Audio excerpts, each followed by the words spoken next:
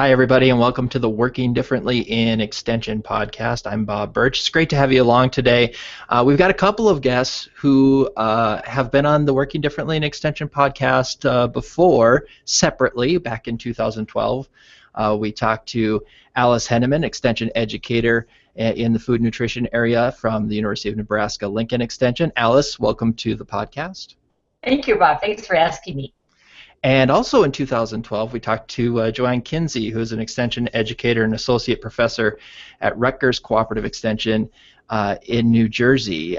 Joanne, welcome to the podcast today. Well, thank you. I really enjoy being here. And the reason that we brought Alice and Joanne together today on the podcast is because of a recent blog post that they did for the e-extension education technology learning network blog at edtechln.org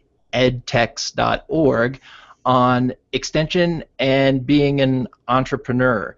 And I think it's a great topic to talk about on the Working Differently in Extension podcast, and I'm glad that we can discuss it a little bit today. So let's start with how this came about. Alice, what's your side of the story, at least, in why you decided to write this blog post and pursue the thinking behind this idea of extension and entrepreneurialism? Well, it's kind of an entrepreneurial thing, Bob, and Joanne, just chime in of where Joanne and I like to present together and present new ideas and come up with new ideas when we're thinking about what we're going to present. We're preparing something for the National Extension Association of Family Consumer Sciences, and we got on the phone. We thought, well, in 2 hours we'll have something. And what's the risk? Really, what's the risk?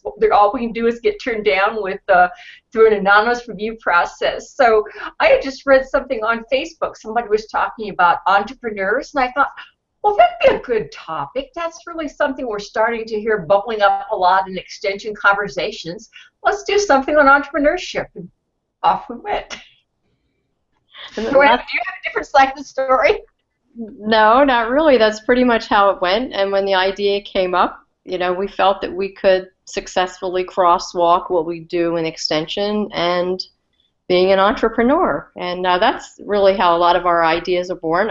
I think Alice and I have a pretty interesting synergy when we get to working together. We can bounce ideas, and it went from there. So let's talk a little bit about that, because I think this is really an interesting aspect from Working Differently. It's a little bit off our topic. It's just the relationship between the two of you. So Joanne's in New Jersey and Alice is in Nebraska. How did your guys' working relationship come about? I may be wrong, but we met at a conference pretty early on when I came into Extension in 2007, so it was probably not too long after that. And in talking about technology, and we really hit it off because we both really enjoy working with technology, and I pretty much think that's how it started. What do you think, Alice? Agree. I kept hearing about this Joanne Kinsey all the time. She's really into technology. You have to meet her. So at this conference, somebody said, "Oh, you've been looking for Joanne Kinsey. She's over there." And I introduced myself, and we just went for some kind of a beverage, and have been friends ever since, and collaborated on a lot of projects. And I think that's part of moving forward too, is finding people that share that interest of being, maybe they're not ready quite yet to move forward, but they're interested in, and finding other people that will kind of help you take that extra step. And together, you often have a lot more courage than you might independently.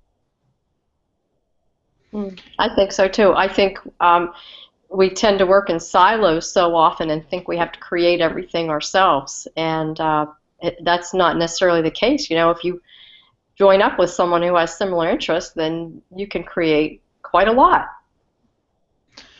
Yeah, I think we could probably talk about this for the whole half hour, but I want to move on from it. But I just think it's great, because of the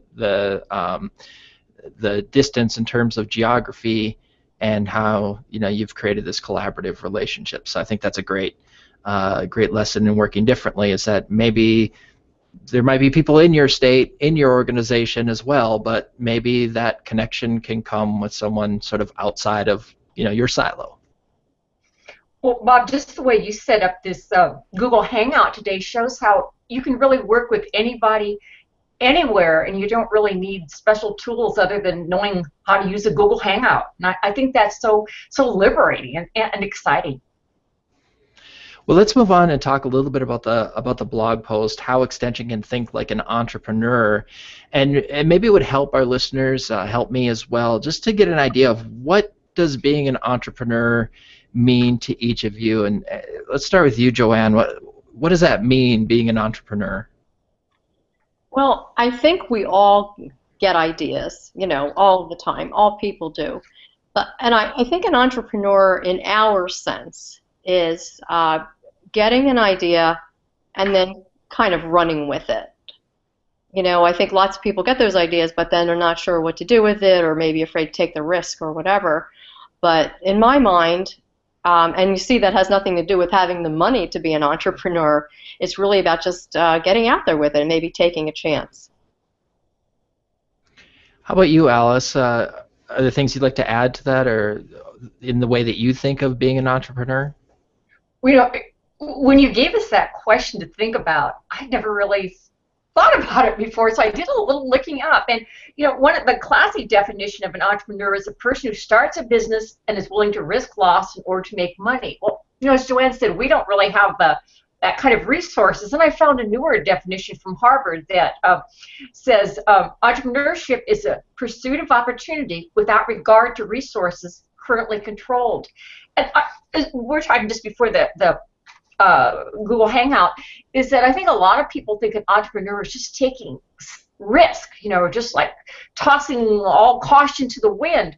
But I think if you delve into it further, and we use the Gallup's traits of entrepreneurs, that it's really the entrepreneurs that are the most successful are the ones that control for the risk. Like they mentioned, one of the most successful people in the world and one of the wealthiest is Warren Buffett.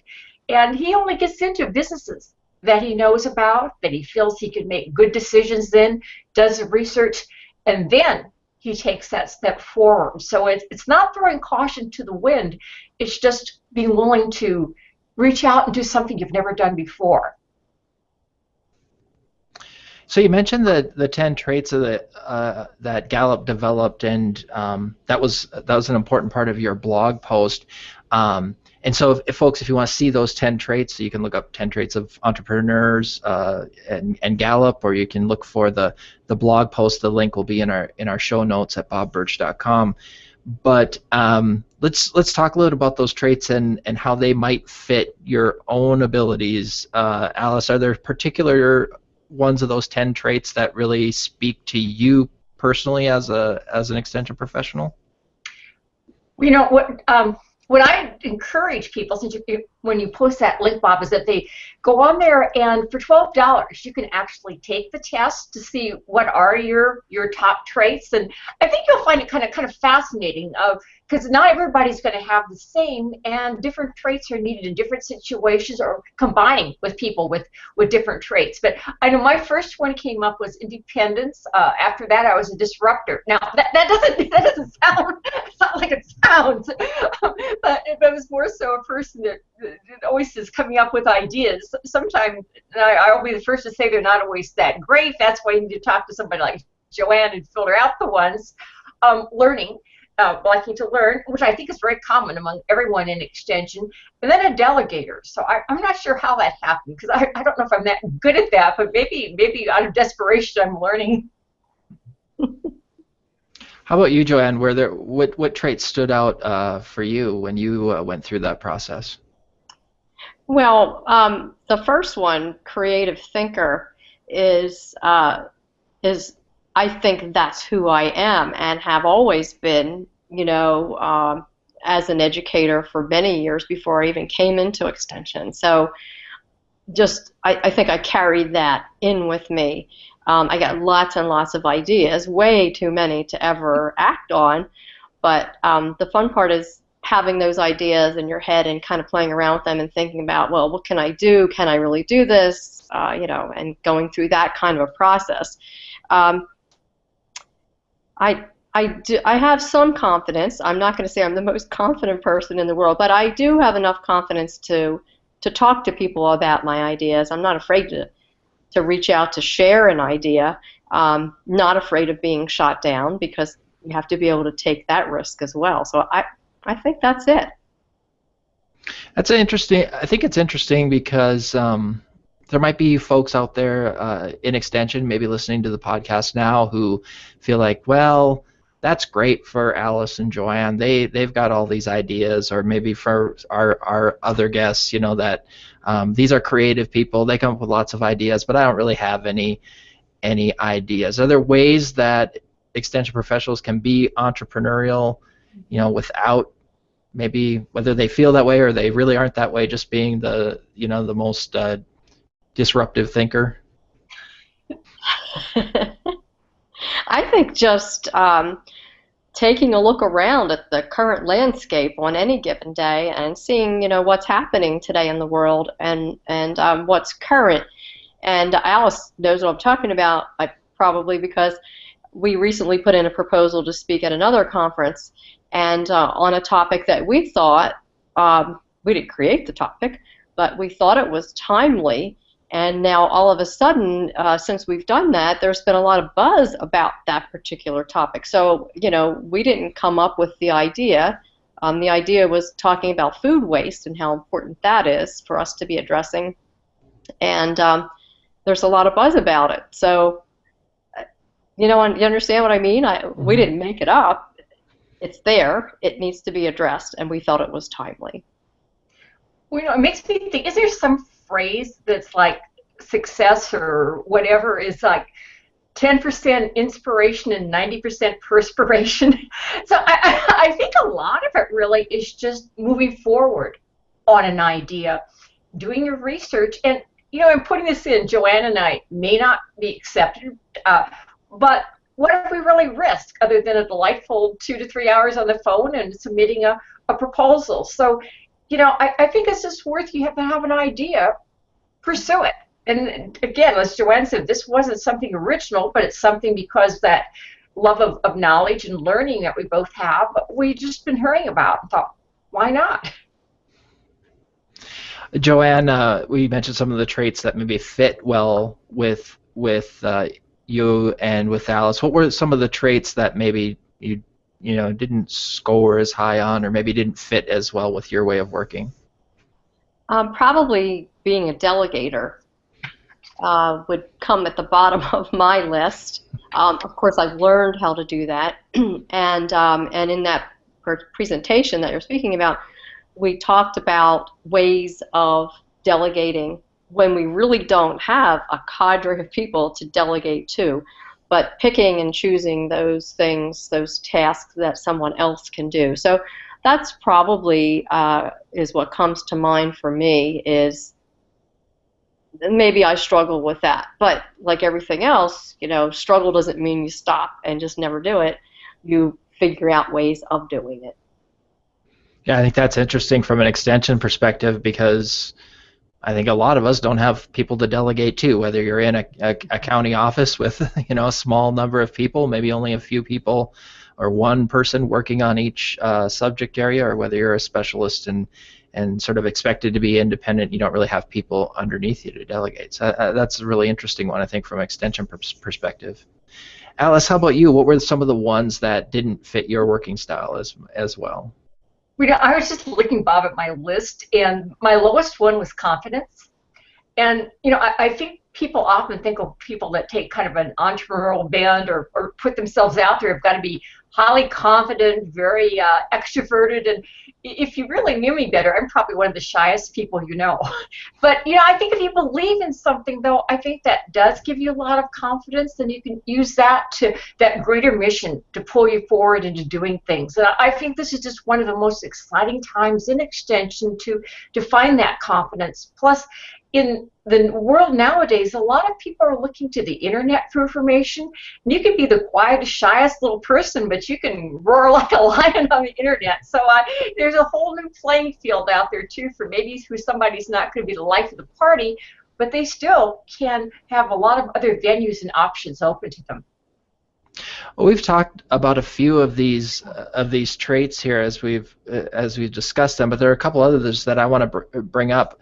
The first one that's listed there is business focus, and I wonder if that might, for some of us, set off a little bit of alarm bells and and whenever I know that I've been criticized before for calling extension clients customers, for instance, by some people are uncomfortable with that. So let me ask about that in terms of what some of the concerns among extension professionals might be with even the term entrepreneur and associating that with profitability as opposed to education. Are there other things, Alice, that you might think, what are some of the things that might be making extension professionals uncomfortable about this whole idea of an entrepreneur? You brought up the idea of risk-taking as well. One of the things I think about that business focus is that I think that really it helps us give of our best to our organization by focusing on the most important things. And I think we're so used to just saying yes to everything. And I think we really have to look at where can we make a difference, and then see, is a difference being made? Like, for example, in the area of social media, that I coordinate a website at the University of Nebraska, but we just don't throw things out there all the time. We don't put things on Twitter or on Pinterest, whatever we're using to draw people back to it. We also go back to the analytics and look, what is making a difference? What is effective? Because there's doing, and then there's doing effectively. So we really try to look at what's the thing that is making the most difference. We also try to have feedback systems to continually learn and improve. And I think that's, to me, is kind of is a business model of looking out and seeing, is it making a difference versus just doing things. Mm-hmm. Well, another one of the traits, Joanne, is promoter. It strikes me, at least, that maybe I'm speaking for myself and I shouldn't generalize to the rest of cooperative extension, but it seems to me there might be some folks who struggle with that particular trait, especially in terms of being a self-promoter.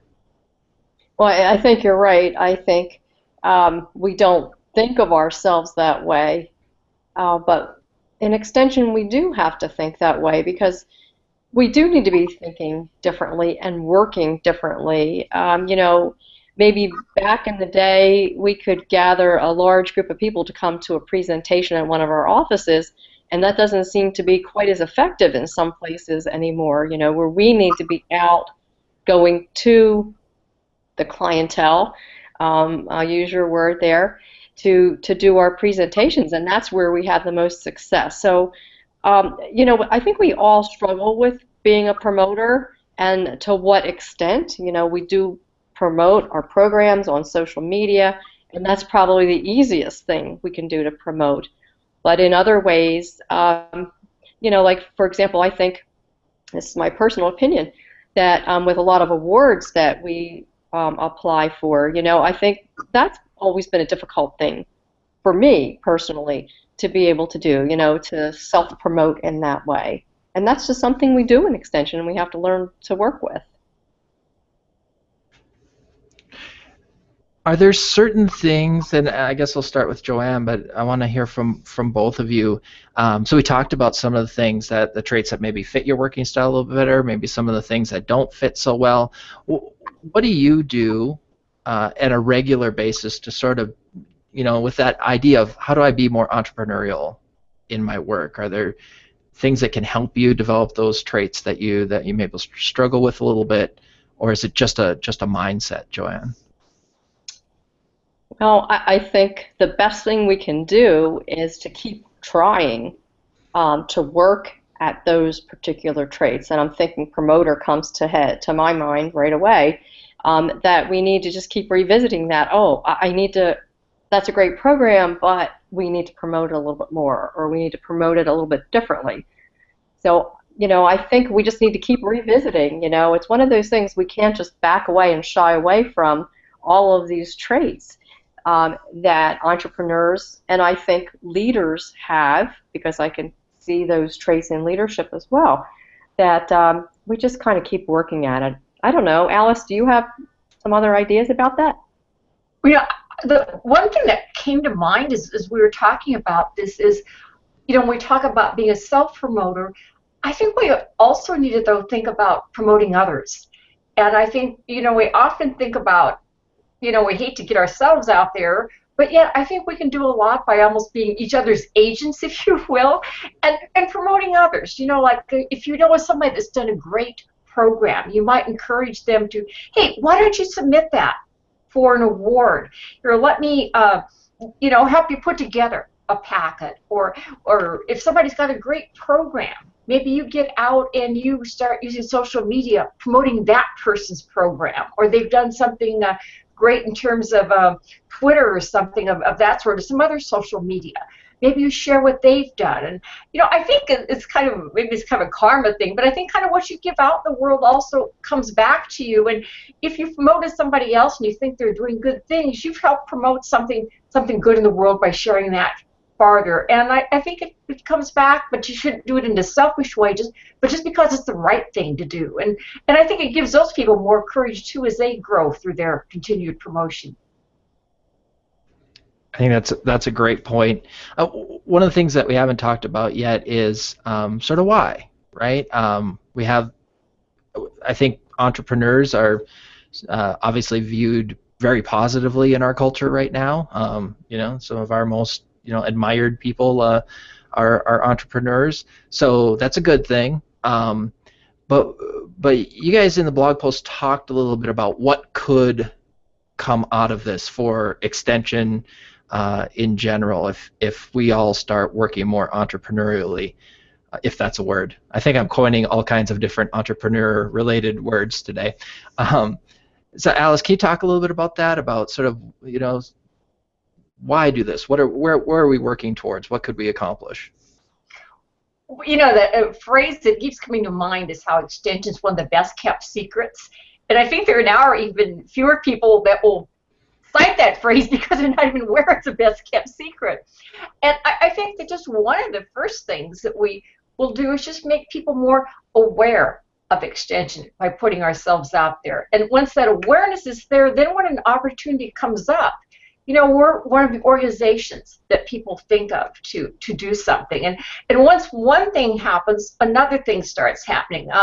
I was thinking I got asked to help to write an article to help promote a local agricultural product in Nebraska. And I was talking about this in Facebook, and pretty soon Joanne says, oh, would you do a webinar on this? It's the year of the pulses. And I'm going, well, sure, I'd love to do that. So I've got a webinar going on that. But in the meantime, this other article that I said, well, sure, I'll love to do that. And with that, also, I've been asked to write another article. But it all kind of started from just doing that one thing, and then after it was done, sharing it so people could see it further, and people knew it was out there. Then, if I did a good job in the first place and people knew about that, maybe I would be the one that people would ask me to do some more on. And so that's what I think of, where you just, when you've done something, let folks know about it, not in a big brag type way, but just let them know, we just got done, we're excited about this, you may enjoy it way, not like, oh, this is just the best, you gotta read it. So anyway, that's what I kind of think of, where just not to let it go. And I don't know, and ask people for help in promoting things if you've got something you'd like to get out there. Our Dean of Director, Dr. Chuck Hibbert, always says, if you don't ask, the answer is always no. So just ask. Joanne, what are your thoughts in that area? I know some of the things you guys talked about in the blog post were reaching, a new and more diverse customer base, and even building a more diverse Extension workforce. How can entrepreneurial thinking sort of help us get there? I think we need to be open to collaboration more. I mean, part of our work is developing partnerships in the community and working with them, responding to their need. But I think we need to really take collaboration to heart more. And in this case, collaborating cross-country practically, in our case, on various projects because it just continually opens the doors, you know. And I think Alice just gave a great example of how one of her ideas and something she's been putting out there has kind of developed its own little momentum in being asked to write articles and do webinars and that kind of thing on the topic. I think we have to be open to that too. You know, so when you see something gathering some momentum, you need to roll with it. You know, like kind of what else? Okay, this is important today. What else can we do with it? What can I do to meet the next step to make it happen? That's pretty much what I'm thinking. I think, you know, entrepreneurial and leadership skills, as I said before, really go hand in hand. And leaders have to be open to change and ready to take the next step. Yeah, and as I'm hearing you talk about that, Joanne, I think that's a great point and really important. And I think it's, you know, sometimes I'll speak for myself. Sometimes it's just sort of trying to block out the negative internal dialogue of all the reasons I shouldn't pursue this, or whether it's we don't have enough, you know, there's no money for this, or you know, who will do it, those kinds of things. Sometimes it's just blocking that out. I agree, and you know, and sometimes maybe a negative comment here or there from a colleague or something like that, because, you know, because it doesn't fit their interest or whatever. I think we do need to take some chances. You know, we do need to take some risks, calculated ones. We know where we're going and how we're going to get there. Well, we do in the live broadcast here have a note from Stan Scrabble, who's tuned in. And I'm just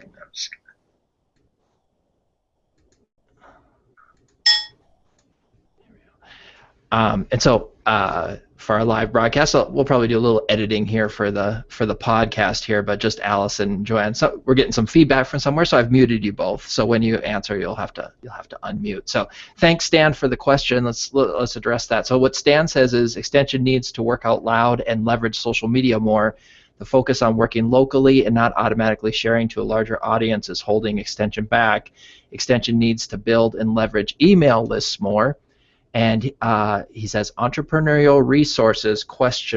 So we've talked a little bit about the Gallup list of traits. Alice, are there other places people can go for entrepreneurial resources? And I'll remind you to unmute. Okay. By the way, hi Stan. I met him way back when, and is continuing to be an outstanding entrepreneur as far as moving forward, always in new directions and new things. And has kept himself visible since way back, how many years ago it was. You know, I'm not really sure exactly what the best answer to your question on that was. I know, Joanne, do you have a thought with that one?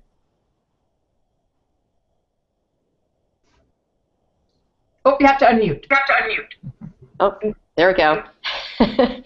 I can't think of anything in particular except for, you know, researching more what current leaders are doing. And I guess I'm thinking that I'm teaching a leadership course right now, undergraduate course. So, you know, I see the lines come together with that. So probably doing some research on leadership skills, leadership traits may be helpful for some people. Well, we'll think. Well, all three of us think a little bit more about that, and Alice and Joanne, if you guys have resources that you want me to put into the show notes, if you think of any links that you would like me to include in that, I'd be happy to do that.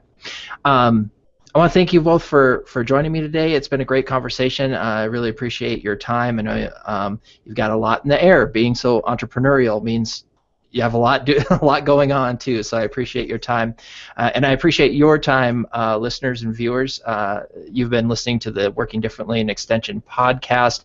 It's been great to have you along. Just a couple of reminders about where to find us. You can always find us on SoundCloud, soundcloud.com/workingdifferently. Show notes are at bobbirch.com. That's BOBBERTSCH.com. And we're on Twitter. Please follow us.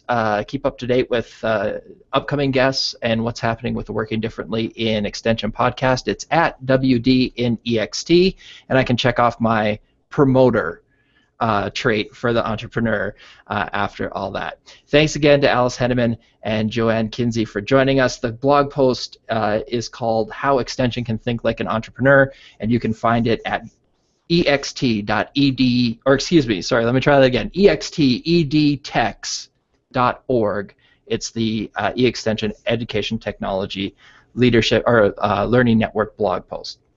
Thanks again for joining us. Have a great day.